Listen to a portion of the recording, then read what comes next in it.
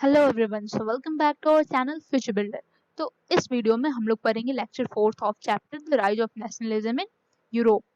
तो ऑलरेडी इस चैनल पे हमने 3 लेक्चर जो है वो कवर कर रखा है। आप लोग उसको एक बार देख लेंगे अच्छे से। आप देख लोगे उसको तो ये पढ़ोगे तो ज़्यादा क्लियर होगा, अच्छे से कॉन्सेप्ट क्लियर होगा। ऐसे इसमें भी मैं बहुत अच्छे से आपको समझाने का ट्राई करूंगी। तो जो लास्ट चीज़ हमने पढ़ा था कि ट्रीटी ऑफ वियना के बाद जब 1815 में सब लोग जब मोनार्की का सपोर्ट किए, जो ग्रुप बना, जो संधि हुआ, उसके बाद जो सेटलमेंट हुआ, उसके बाद एक रिवोल्यूशनरी ग्रुप आई जिन्होंने फिर से मोनार्कियल फॉर्म को जो था वो अपोज किया। जिसमें से कि सबसे फेमस रिवोल्यूशनरी जो थे वो थे एक बिशप मैजनी, जिनका जन्म जो था वो जेनोवा में 1807 में हुआ था। ये सीक्रेट सोसाइटी के मेंबर बने कार्बिनरी में, और इन्हें 24 साल के उम्र में देश निकाला दे दिया गया था। लास्ट वीडियो में मैंने एग्जाइल की जगह पे बता दिया था गलती से फांसी, जबकि एग्जाइल का मतलब होता है देश निकाला। उस समय कोई भी कुछ गलती करता था तो गवर्नमेंट उसे देश निकाला की पनिशमेंट दिया करती थी। तो 1831 में इन्हें देश निकाला दे दिया गया क्योंकि ये ट्राई कर रहे थे लिगुरिया में रिवॉल्यूशन करने का। इन्होंने 2 अंडरग्राउंड सोसाइटी बनाई अपना खुद का, जिसका नाम इन्होंने रखा यंग इटली इन मार्सलीज और यंग यूरोप इन बर्न। ये जो सेक्शन है, ये सेक्शन काफी इंपॉर्टेंट है। आप लोग इसको एक बार अच्छे से ध्यान देके देखेंगे।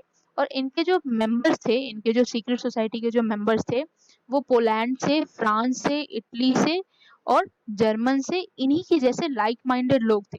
यानी कि जो लोग इनकी तरह सोचते थे, जो लोग मोनार्की के अगेंस्ट में थे, जो लोग बिशप मैजनी की तरह लाइक माइंडेड थे, इनको जो पसंद करते थे, वो लोग आके इनके अंडरग्राउंड सोसाइटी को ज्वाइन किए। तो बेसिकली हम जो ये सेक्शन जो पढ़ेंगे तो ये है थर्ड सेक्शन एनसीईआरटी का। कुछ ये चैप्टर 6 पार्ट में बटा है, जिसमें से कि तीसरे पे हम लोग हैं। तो इसमें हम पढ़ेंगे the age of revolution 1830 to 1840। इसके बीच में क्या हुआ वहां पे। तो जो डे बाय डे था ट्रीटी ऑफ वियना के बाद, जगह जगह पे रिवॉल्यूशंस बढ़ते जा रहे थे। इटली में, इटली के प्रोविंसेस में, ओटोमन एम्पायर के प्रोविंसेस में, जर्मन स्टेट, जर्मन के जो 39 स्टेट थे इसमें, जो सारे एम्पायर थे, आयरलैंड, पोलैंड, मींस अक्रॉस पूरे यूरोप में जो था वो रिवॉल्यूशंस डे बाय डे बढ़ते जा रहे थे। और जो रिवॉल्यूशन कर रहे थे इनको एक टर्म दिया गया, एक नाम दिया गया, वो था लिबरल नेशनलिस्ट। इनको नाम दिया गया लिबरल नेशनलिस्ट। और ये जो लिबरल नेशनलिस्ट थे वो मैक्सिमम बिलोंग करते थे एडुकेटेड मिडिल क्लास से, जो कि उसमें प्रोफेसर्स, स्कूल टीचर्स और clerks, members of commercial middle class, means maximum जो थे वो पढ़े लिखे लोग इस लिबरल नेशनलिस्ट में हुआ करते थे। आई होप क्लियर हो रहा होगा। तो हमें पढ़ना है जुलाई रिवॉल्यूशन ऑफ 1830। तो ये जो जुलाई रेवोल्यूशन था वो 1830 में जुलाई में फ्रांस में हुआ। वियना हुआ 1815 में। तो उसमें मोनार्की के सपोर्ट के लिए जो ग्राफिकल चेंजेस की गई, मीन सबका जो बाउंड्री था वो इधर से उधर हटा के शिफ्ट किया गया।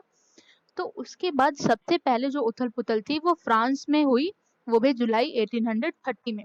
एक्चुअली हुआ क्या, जब जो बॉर्बन किंग, जिसको ट्रीटी ऑफ वियना में रिस्टोर किया था, जिसको फिर से लाया था नेपोलियन के हटाने के बाद, वहां पे जब ट्रीटी ऑफ वियना हुआ तो उसमें ये डिसाइड हुआ कि जो बॉर्बन किंग है इनको फिर से फ्रांस की गद्दी दी जाती है।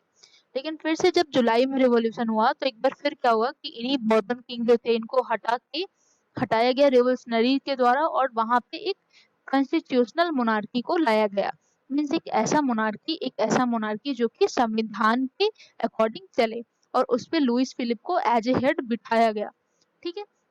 तो जब ट्रीटी ऑफ वियना हुआ 1815 में, तो वहां पे जो ऑस्ट्रिया के चांसलर थे ड्यूक मैटरनिक, उन्होंने ये स्टेटमेंट दिया, when France sneezes the rest of the Europe catches cold. यानी जब फ्रांस छींक मारता है तो पूरे यूरोप को ठंडी लग जाती है। इसका मतलब क्या था, जब पहले भी जब नेपोलियन आया, जब रिवॉल्यूशन हुआ, जो इसके पहले सेक्शन में भी हम लोगों ने पढ़ा है, तो उस समय भी सबसे पहले जो रिवॉल्यूशन था वो फ्रेंच रिवॉल्यूशन से स्टार्ट हुआ। 9th में भी जो हमारा सबसे पहला चैप्टर है हिस्ट्री का वो है फ्रेंच रिवॉल्यूशन, क्योंकि सबसे पहले स्टार्ट यहीं से हुआ था। तो फिर से मैटरनिक, ऑस्ट्रिया के चांसलर मैटरनिक, जो कि मोनार्की के सपोर्ट में थे, जो ट्रीटी ऑफ वियना के हेड थे, मींस उन्होंने होस्ट किया था। तो वो उन्होंने बोला ये स्टेटमेंट कि when France sneezes the rest of the Europe catches cold.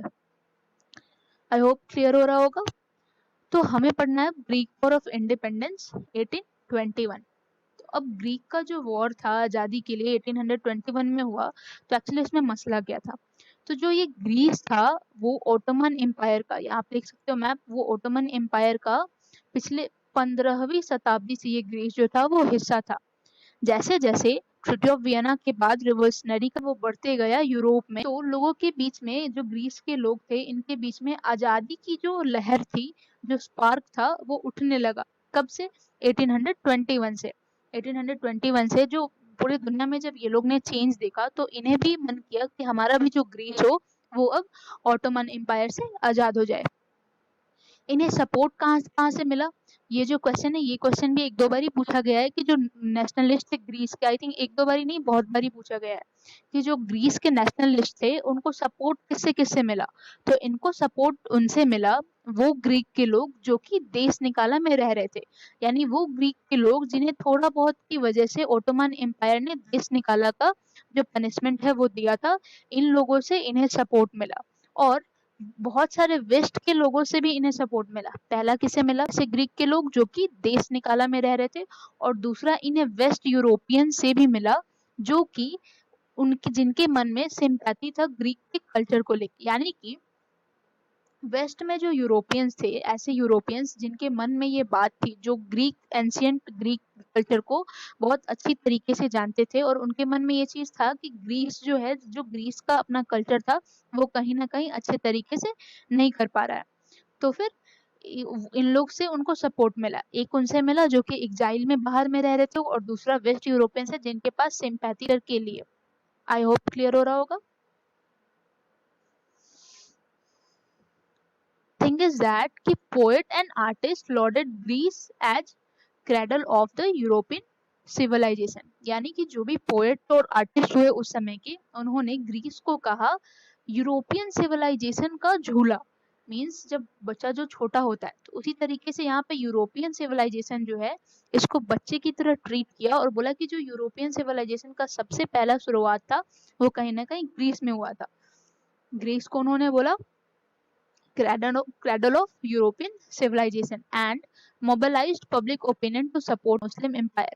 और ये पोएट और आर्टिस्ट ने भी सपोर्ट किया, सब लोगों को बोला कि आप लोग, ऑटोमन एम्पायर जो था उस समय मुस्लिम का एम्पायर था, पूरा जो राज्य था वो मुस्लिम का था, तो इससे छुटकारा पाने के लिए लोगों के अंदर जो जुनून है वो भरा पोएट्स और आर्टिस्ट ने।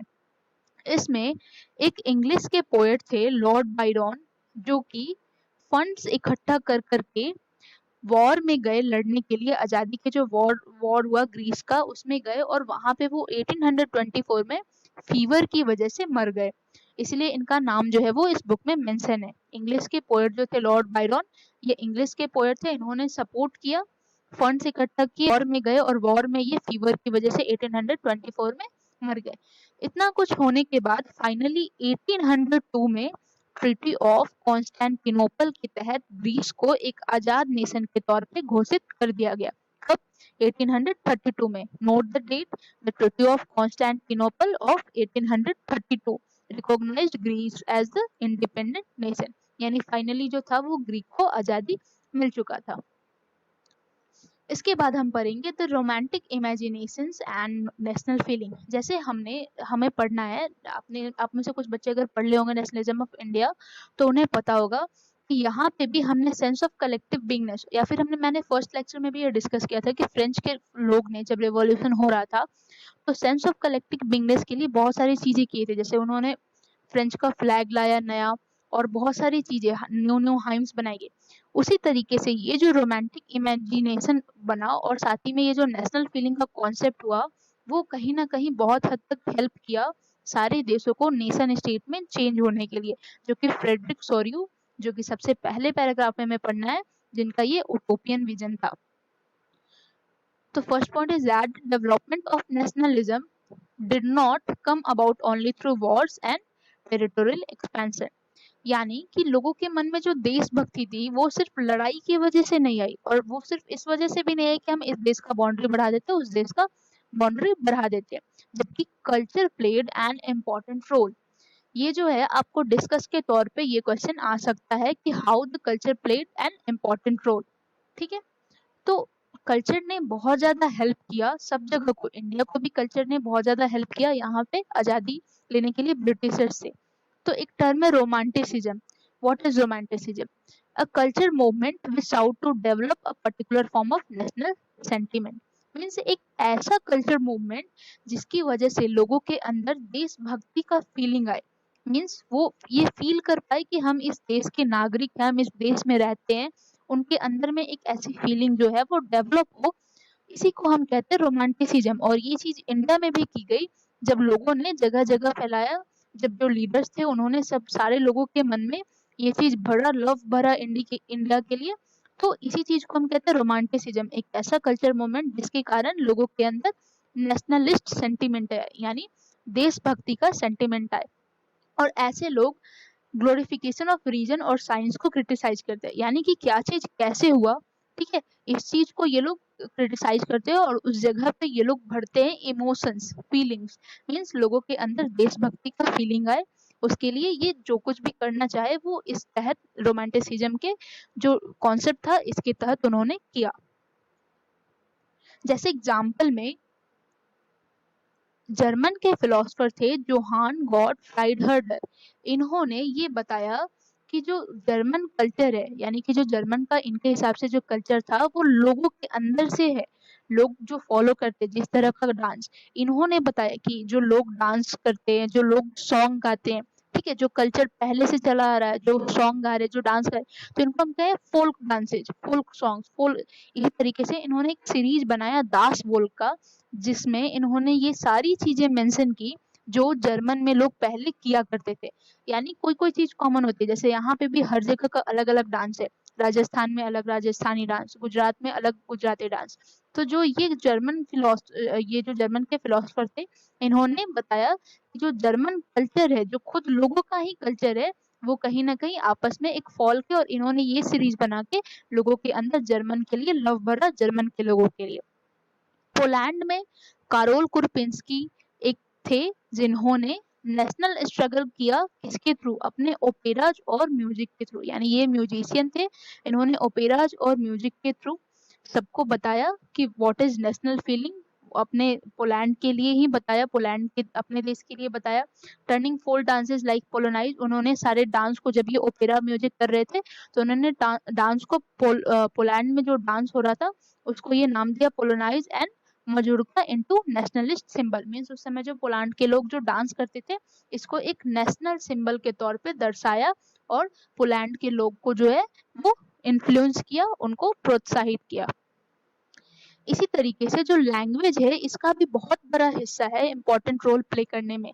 जैसे एक हुआ था एविडेंस कि जो पोलिश लैंग्वेज था उस समय, जो रसिया था वो पोलैंड, रसिया के अंदर पोलैंड आता था, तो रसिया के स्कूल में पोलिश लैंग्वेज को जबरदस्ती उस स्कूल से जो था वो बाहर निकाल दिया गया। जबकि ये जो इसको सुन के जो पोलैंड के लोग थे वो गुस्सा गए, और जो पोलैंड के लोग थे, जो मेंबर्स ऑफ कलर्जी हुआ करते थे, उन्होंने जानबूझ के ये जो अपना लैंग्वेज है वो भले रसिया ने निकाला लेकिन जानबूझ के ये हर जगह रूल को तोड़ते थे और अपने विपन के तौर पे इस लैंग्वेज को यूज किया। जब भी ये लोग चर्च गैदरिंग करते, चर्च में इकट्ठा होते, तो ये लोग आपस में पोलिश लैंग्वेज ही बोलते, पोलैंड का ही लैंग्वेज बोलते। इसके रिजल्ट में क्या हुआ कि रसिया ने a large number of priest, यानी जो चर्च में लोग पूजा करते हैं, जो संत होते हैं वहाँ के, इनको लार्ज नंबर ऑफ प्राइस्ट को जेल में भेज दिया, साइबेरिया में भेज दिया, इनके रूल को तोड़ने के अगेंस्ट में। रसिया में पोलैंड इन्होंने किया तो इन्हें वापस साइबेरिया के जेल में भेज दिया। सो बेसिकली आपको क्लियर हुआ होगा अच्छे तरीके से। इस चैनल पे हमने बहुत मेहनत करी है ऑलरेडी, बहुत हमारा जो लाइफ प्रोसेस का जो पूरा चैप्टर है बड़ा सा वो कंप्लीट हो चुका है। इस चैनल पे हमने 3 लेक्चर करी है और फिर बहुत सारी चैप्टर ऑलरेडी कंप्लीट कर रखी है। इलेक्ट्रिसिटी चैप्टर और भी बहुत सारी, लगभग 33-34 वीडियो ऐसे हमने डाल रखी है। तो आपको इसको प्लीज सपोर्ट करो, पूरा लाइक करो, सब्सक्राइब करो।